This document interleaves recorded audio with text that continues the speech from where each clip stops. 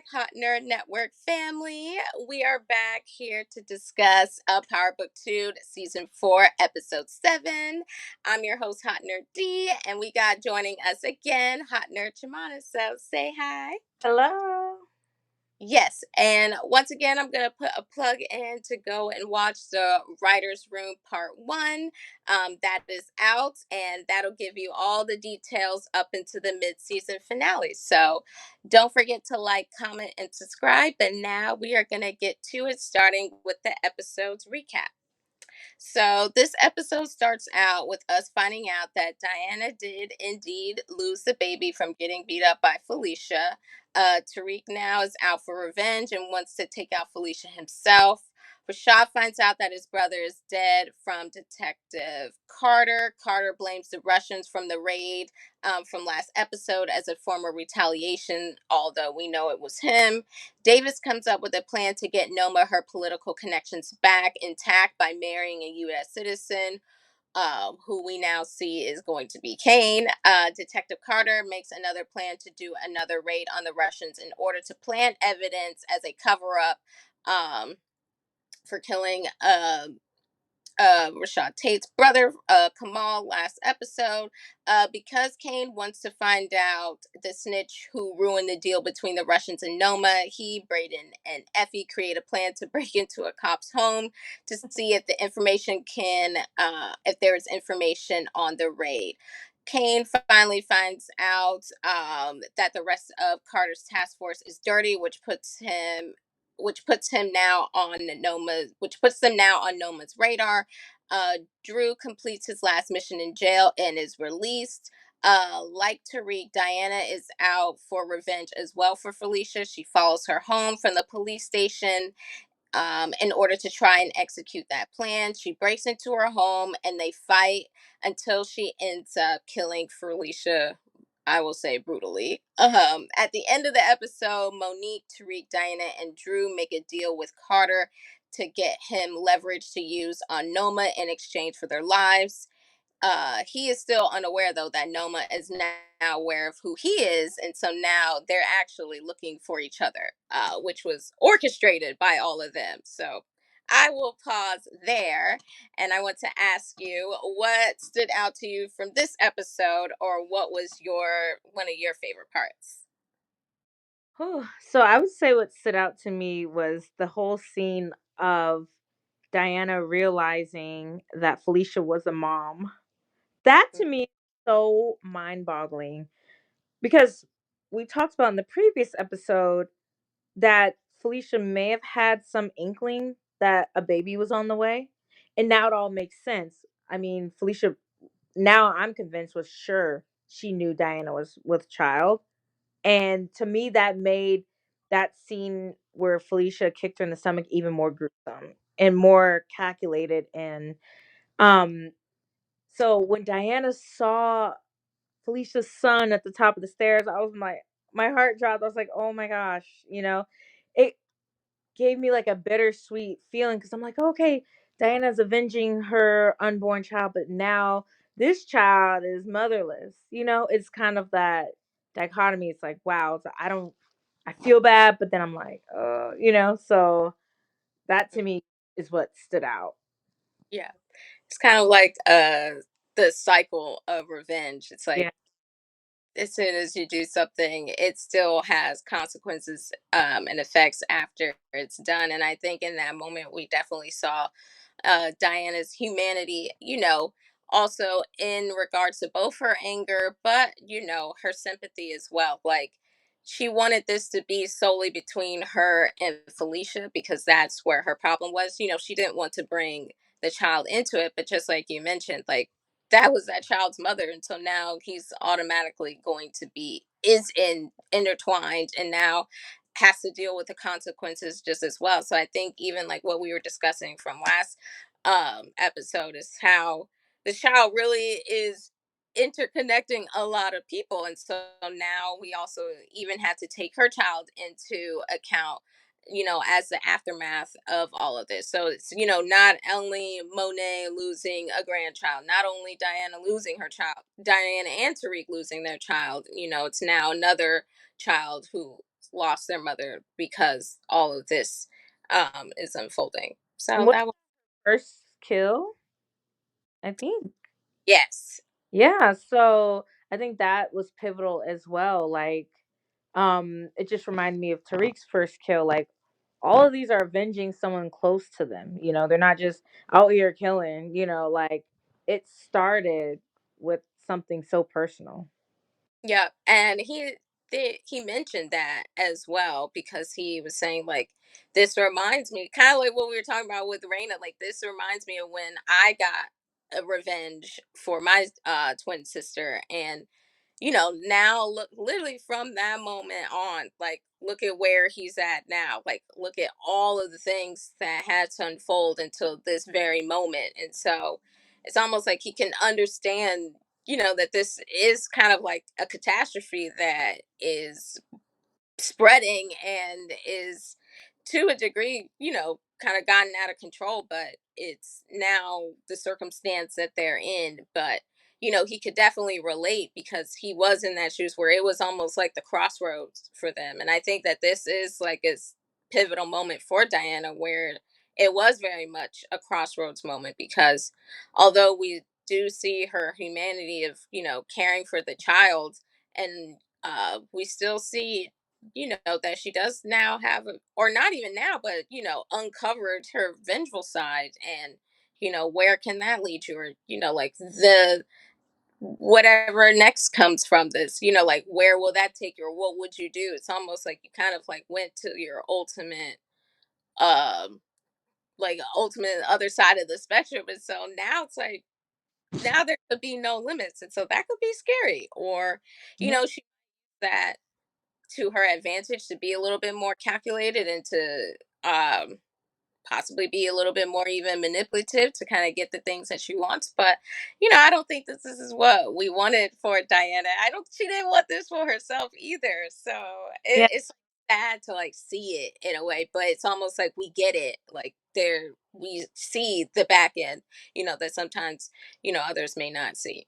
That globe in the previous episodes that shattered was literally her old life, her whole self, her old mentality. Let me get out the game. She's like fully in it now. Yeah. Yes. She's locked There's in. still She's locked. like, hey, I know. Now, and it almost in a way now I feel like she has stake in it because beforehand she's just like, I mean, yes, this is a means and yes, this is our family, but there is a different way that we can go about this. Or, I just honestly don't want any parts of this. But now it's almost like she's invested because this has happened. And it's like, no, Diana, I know you just wanted to be a college student. And you wanted to be far far far removed, but now she's kind of just like very much intertwined. And I think on a more lighter note, like one of my favorite scenes from this episode was when Tariq, not Tariq, but Brayden, Effie, and Kane all contrived that plan to break into the cop's house Yeah. to get the information because I was a little scared like when she Um, started around and wanted to know where Effie was at. I honestly didn't know what their plan was in that moment, so I was scared. I was like, oh no, what are they about to do? What's Kang gonna have to do?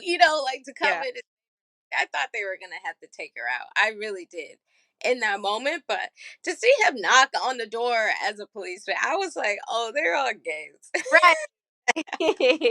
But so it reminded me, so Braden was able to use his privilege to even get in that house. Yeah. There was no way that could have been Kane coming in there beat up and talking about let me in, help me out. No. She would have Yeah. 100% called the police. Yeah. And it reminded me of with Forrest, with Tommy, he used his privilege with that whole scene with the police in the car, him getting stopped by the police. Like that's when I saw that scene with Braden, it reminded me of that. And I'm like, Mm. you can use your privilege, as an ally, you can use it, like they definitely leverage that. So that's something that I was like, okay, this is the only reason why this scene is realistic, honestly. I mean, she, I think, would have helped Effie. But I think, like you said, if Kane came to the door, I don't think she would have been No. as okay to be like, I need your help. Right. I think you need to leave. Right. But like you said, so that's why I was like, okay, what is gonna be Kane's part and Yeah. all of so when I saw him being the cop and like as a diversion, I was like, okay, that makes sense. And Right. it's too like a part of his character.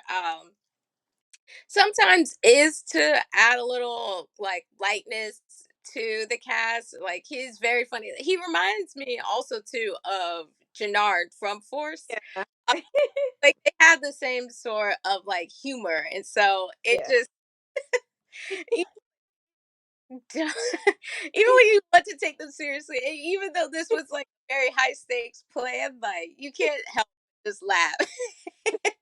And once again, like how they had to navigate this very difficult world to like see them do these kinds of antics. It's like, okay, have to sometimes you just Think this highlights too, Effie, like she is really talented. Like who knows how to hack these systems? Like who yeah, does this?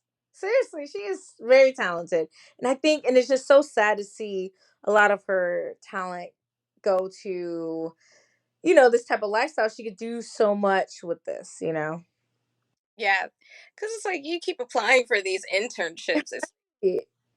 apply for you need to apply for that. Like you're well overqualified for that. You Right. just need people just come and consult with you. That's a lot you're at Effie. So yes, shout out to Effie because sometimes I do think that she gets undermined as well Yeah. as an asset. Like they Right. kind of continue to use her as a pawn, but it's like Effie comes through in enormous ways, and sometimes it is to the detriment of Tariq because we did see from the aftermath coming into this season how she was not on his side.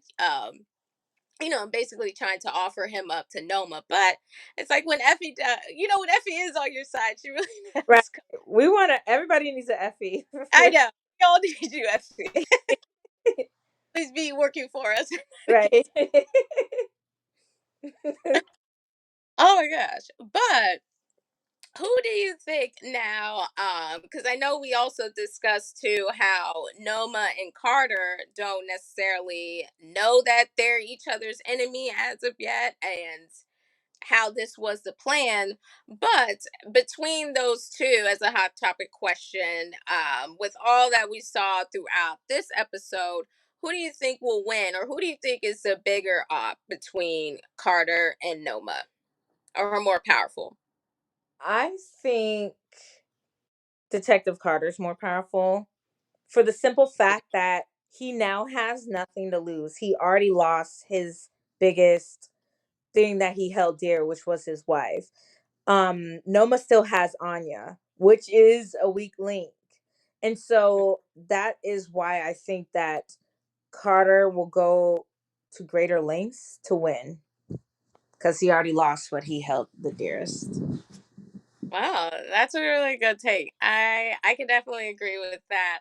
I just also think Noma, to a degree though, is just ruthless. And Carter doesn't necessarily know who Anya is, and so he doesn't know for sure, like what's her exact weakness. And so that's like digging that he would have to do. But I think, beforehand, Noma can easily, you know, come up with something to expedite to her plan that will work out for her. And I just think she's just a little bit more ruthless than Carter. Like Carter still tries to pretend he does have some sort of code or some sort of, like humanity left in him to where he acts in, you know, an acceptable way, but Noma doesn't really care. So I do agree with your take though that Carter doesn't have anything to lose, but I just think at the end of the day, Noma is a little bit more ruthless and really doesn't care kind of what aftermath, like what we were discussing with like Diana killing Felicia, like she doesn't necessarily care what the fallout is from that. It's just if you're in my way, now I have to remove you. And that's just However, A lot of assets. Noma does have a lot of assets, you know. Um right. and I just I will we know that Tyreek knows about Anya. And Yeah. that's the only thing, like I don't know if Tyreek could, possibly tell Detective Carter, like they're all about, if you realize in these shows, they're all about leverage. Who has leverage? Like, you Yeah. know, so just right now, Detective Carter may not seem as ruthless, but I feel like if he's really pushed against the wall, he's ready. He's trying to take everybody down with him if he has to go down. So I don't know. It's a I close one. They're both wild. I agree. I agree. Okay, well, we'll just have to wait and see what comes from that. So I'm excited to see how that continues to unfold. That will be a wrap for this episode's recap. Thank you for joining us, Chimana. It was a pleasure to have you. And again, happy to see you coming back for one more episode. But don't forget to like, comment, and subscribe and stay updated with all things Hot Nerd Net. And remember to stay tuned for next episode's recap. But until then, stay nerdy.